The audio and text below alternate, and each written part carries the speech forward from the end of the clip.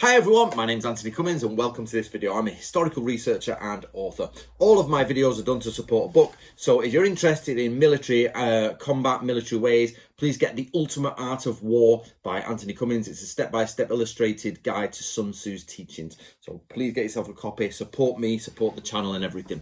Right, okie dokie. So today we are on mint tea. I actually grew and dried the mint myself over my Inglenook fire, and this is my winter store, and as it's coming up to winter, it's time for tea. So, Natoryu cup Shoninki was a present off my father many years ago. I've still got it. It's wearing away a bit now, but it's superb. Right, so we all know the trope. Ninjas run around, they've got a sword on their back, and they pull it off, and we're going to discuss whether that's true or not today, or at least what can we know about that. However, I've seen many times there's people out there who have discussions on can you or can you not draw a sword. So I came across a gentleman on Instagram, so sorry I'm not very good at putting things up on the screen, but he's called Hitokiri Strength. So it's Hitokiri Strength, and he is actually he does a lot of weightlifting stuff, but he likes ninjas and likes Japan and things like that. So he sent me a video of him drawing the sword from his back and putting it back in 5 times in a row without an edit. So can it or can it not be done? So here he is doing it.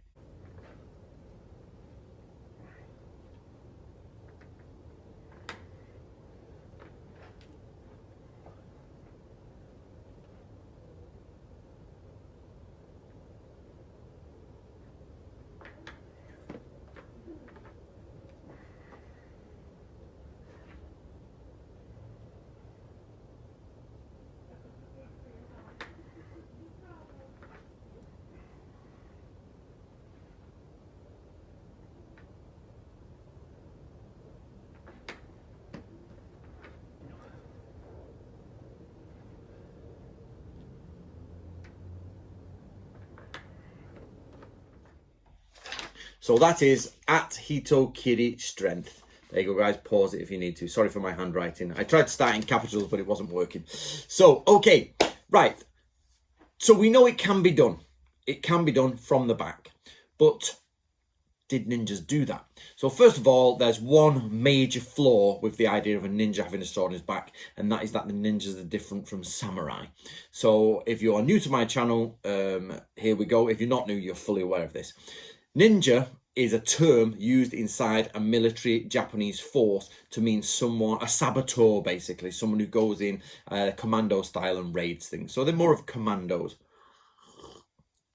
But they are definitely connected to the samurai class, if not samurai. Many of them are samurai. All of the literature we have for ninja comes from samurai and or ex-samurai families, meaning that they were slightly disposed in the transition in the Edo period, but they're still samurai.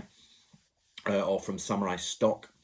And so we know that there isn't a sort of ninja waiting around and a samurai, you know, with samurai has his sword here, ninja had his sword here. That's not true. We know that the ninja was actually part of the samurai society. So we can get rid of that.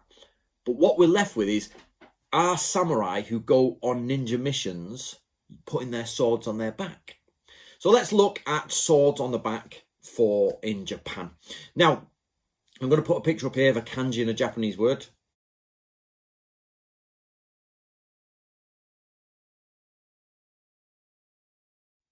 That's wasoku. That actually is the term for tying things to your back.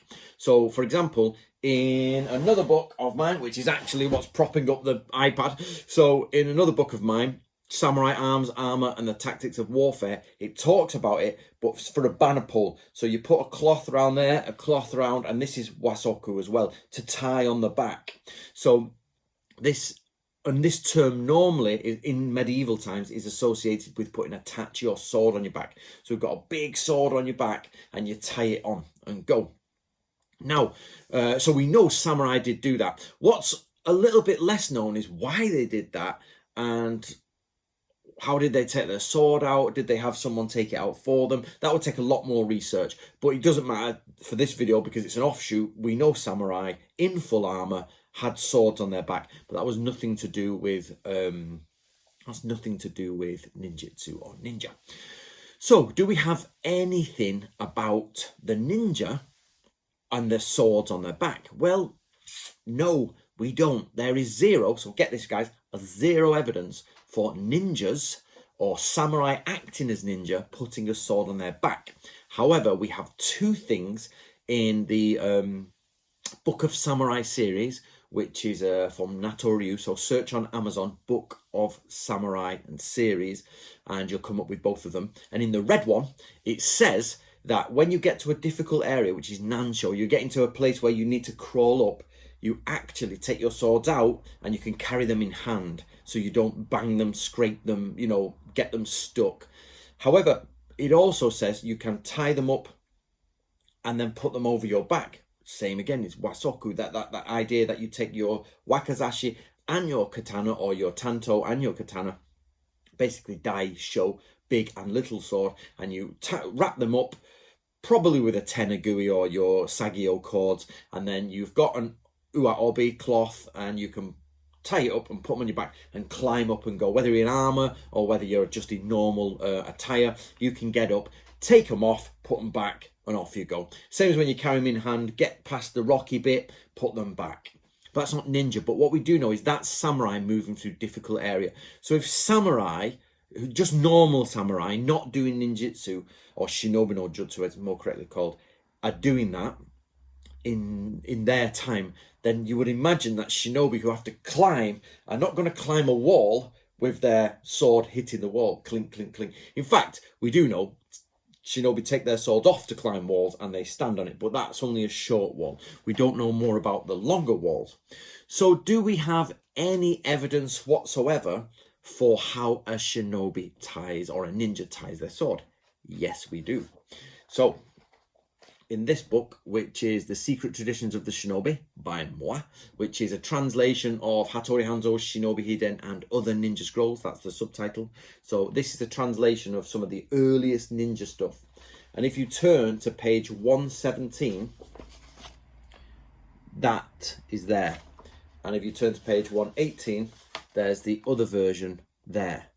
So this, if you look, is a small leather loop that your obi goes through your sash, and that is a metal band there that the sword goes through. And let me read it to you, because it's a little, even when we translated this, it was a little bit, it's not quite so clear. When you are pursuing someone, so you're legging it, or traveling on a long journey, and your long and short swords are not fixed, let me add long and short swords, samurai and ninja, unless this is talking about before the sword ban by Hideyoshi and the wearing of two swords. They may slip around. Thus you should use hayako shiate, which is the waist fastening tool. The connecting strap above the circle, so that connecting strap, should be leather to let your sash through it. Make the ring of iron, the size should allow the scabbard to rotate freely. So what you've got is your sword here, you've got a leather loop there, which tightens a ring, and the ring holds it up. So that means when you're running, it's not going to go vroom, vroom, vroom. It's only got a small amount to move in. And then you can hold on to this and you can leg it as a ninja. Yep, Batman. Right, so yeah, I hope, how many of you said Batman? Please write in the comments how many of you said Batman before I said Batman. Let's see.